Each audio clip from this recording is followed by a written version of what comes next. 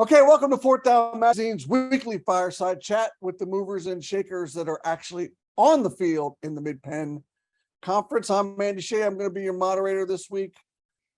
Our guest in week number 2, he wears number 7 for the Camp Hill Lions, who, by the way, are 2-0 after a upset 27-20-17 overtime victory last week on the road against York Catholic, a perennial District 3 title contender, as we all know. Please welcome senior QB1 for the Lions. He is sophomore Drew Branstetter. He is going to join us on the spotlight. Drew, how you doing? Thanks so much for joining us. Thank you for having me. I'm doing really good. How are you? Good, good. Congratulations on the big win last week. We're going to talk about it a little bit, but first, this is how it's going to work. I'm going to have a chat with Drew. I'm going to ask him some fun questions about the Lions. And at the end, Drew, we're going to put you on the spotlight hot seat for a few short answer questions to close out. One more thing before I start lobbing some questions at you, Drew, let me give you guys a couple stats and numbers for you. He is a first-year full-time starter for the Lions. He's completed 60% of his 72 passes for 544 yards with 6 touchdowns and 1 interception. He played some as a freshman last year, got a little bit of dipping the toe in the water. He threw for 400 plus yards last year and 6 touchdowns. He is on pace this season to throw for 2,000 plus yards. Pretty heady stuff, Drew. First year as a starter, you were obviously ready. The first question I wanted to ask you was, you guys rolled Newport in your opener, had your way with them offensively, defensively, gave up a late garbage touchdown. But then you were right into the fire. You had a major test at York Catholic last week. Generally speaking, teams make a jump. There's a gap between week 1 and week 2. Whether you win or lose, it doesn't matter pretty much in week 1. Teams always kind of make a little bit of a jump in week 2. What did you see that was noticeably better for the Lions last week that helped you, sort of beat the Fighting Irish? It was a big game for us because we've had a lot of history with them in the past. We've played them in a lot of district championships in the past. So leading up to it, because we played them in the high school team played them 2020 for the district championship, and we beat them then. So it was just a big game. So we were all mentally prepared and we're all ready for the game. So it was a big jump because yes, Newport wasn't as good as Catholic, but when we got there, it was a completely different mindset. We're like, okay, this team's really good. We gotta execute everything to our perfect. We have to be perfect in everything. We can't make little mistakes. And I like to say that we didn't make that many mistakes. I mean, I threw a pick to start off the drive. Wasn't the best in the world. We figured out from there and kept going. So your head coach, Tim Bigelow, good guy, by the way. He's a former quarterback. He played quarterback for the Camp Hill Lions. So tell me what stands out and what helps you having a former quarterback now as your head coach. What's that look like for you? It's really, really helpful, especially to me and the backup quarterback, Hayden Ziegler. He helps us so much in everything because he basically tells us what to do on the field, and it transfers over so perfectly. And it's also having a nice person to talk to as a quarterback coach, rather talking to him as a head coach, but also the quarterback coach. It's kind of a different connection with him because he is the quarterback coach. So, as I said before, I covered Tim when he played for the Lions. That makes me feel like I've probably been around too long. I think he's in his 5th or 6th year as a head coach. Mm-hmm. And I've covered high school football in this area for more than 30 years. And I don't recall, there are not many years where you could say, hey, Camp Hill, hey, that's a pound it and ground it down your throat kind of team. That's just not what this program for the last, at least as long as I've been around, 30 years, that's never what they've been about.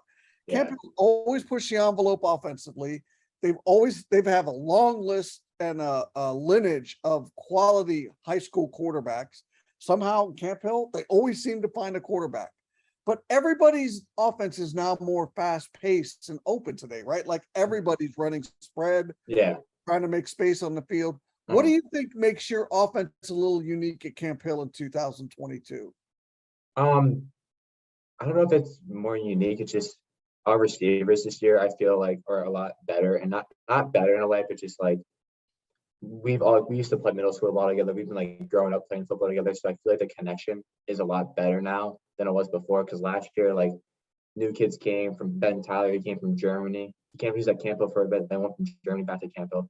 So like the team was like they all knew each other, but it was kind of like the chemistry wasn't on, especially from watching the sideline. It was just like it didn't look as good, but like this year I feel like we're really good because we're brothers on and off the field. Like we're like connected as like a family. And I feel like that is like letting us do better than what we can be doing because of that. So Mike Shardle, he is your go-to receiver. There's no doubt about that. There's Yeah. nothing wrong. You have 3 or 4 guys you probably look every game, but he's your go-to target. When it really matters, when you need something to happen, he's the guy you're going to be looking at. 100%. Tell me why he is a quality go-to target for you. Because Michael, for me, he is like, if I throw it up, he's going to catch it no matter what. And it showed that in your Catholic game when I threw the 2 like corner end zone throws to him because I trust him. And I trust all my receivers, of course, but I trust Michael the most to catch the ball every time I throw it to him. Even if it's like not the best throw, he'll somehow find a way and grab it. You always been a quarterback? Yeah, pretty much. Pretty much. Yeah, I played receiver. I used to play for Good Shepherd football growing up, and I played receiver for like 2 years, but I've been mainly quarterback. Cool. So at Camp Hill, Coach Bigelow says everybody's a two-way player, right? That's just one of his, it's sort of his signature phrase. I kind of like it. But you're a backup safety as well, but you're not in there all the time playing defense. And you been able to watch this team play defense. You can make a good argument for all the offense you guys put up. When you score 20 points, when Camp Hill scores 20 points in a game, they might be in a tight spot. But against the powerhouse program, that was enough. In other words, your defense did a job last Friday night. Yes. Something you knew had to get better from last year to this year. It's a little bit of a hidden gem for this team. What do you see defensively that you think has been key for this group through 8 quarters? I think it's coming down to our DNs the most. Luke Parise and Michael Schroeder are absolute demons on the end. And they've been just kind of blowing everything up. Every time it's an outside run, they're getting right to it. And I feel like we're doing our corners and secondaries just being phenomenal right now. No one's getting that beat at all. There's maybe 1 or 2 plays that you get beat, but that's really about it. They're pretty much unlocked the whole time. We have perfect times when the blitz and everything. I think this year is just all around solid for everyone. We're playing so good, I feel like. You got a taste last year, right? You got a little bit of a taste last year as a QB1. So what was your takeaway from that? That little taste is, getting some legitimate reps. What was your takeaway that you needed to work on, and what was important for you heading into this year? What were your priorities? Definitely control the offense more, control the pace more. Last year, I was letting the other team, especially the 3 games I went into, the Steel High, Bowling Springs, and Trinity game, I kind of let the other team like kind of dictate the pace, like how they go. But this year, I feel like I'm kind of in charge more. Because like last year, I didn't feel like I was that much in charge because I'm a freshman and I only played 3 games.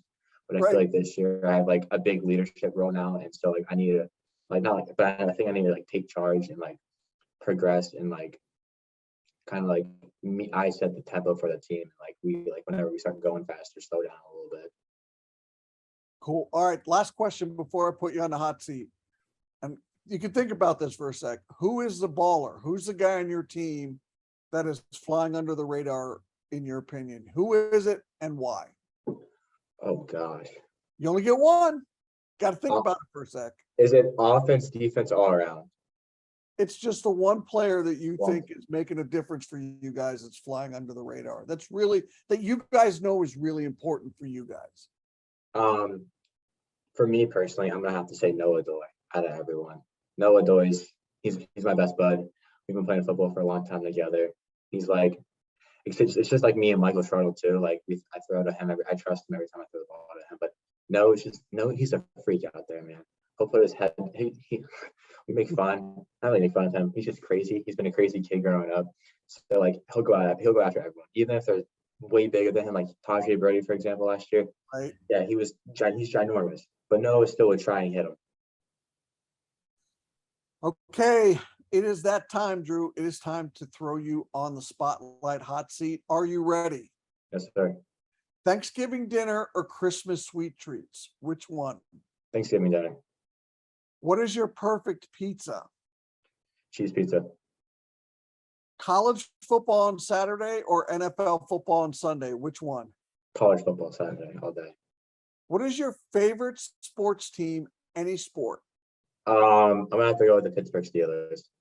That's two Steelers in a row. Mhm. All right, the one word that best describes you.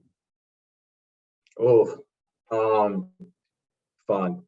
I like to have a lot of fun. I like to have a lot of fun.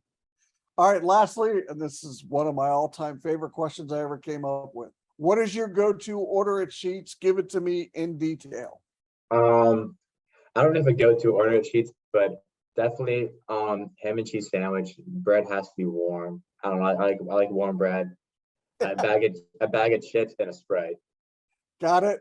Got it. See, they give their full drink. Last week it was the Mhm. chocolate milk Mhm. and what kind of sides they get in the whole 9 yards. So, all right, Drew, thank you very much for your time. We really appreciate it. Good luck to you and the Lions as you go forward this season. You got another winnable game this week. Mhm. Stay healthy and play well.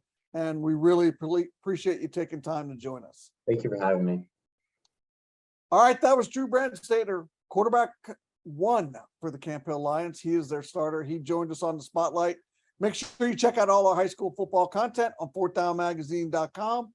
Follow along on all of our social media and check out our YouTube page. For Adam behind the Zoom curtain, I'm your moderator, Andy Shay, and I will see ya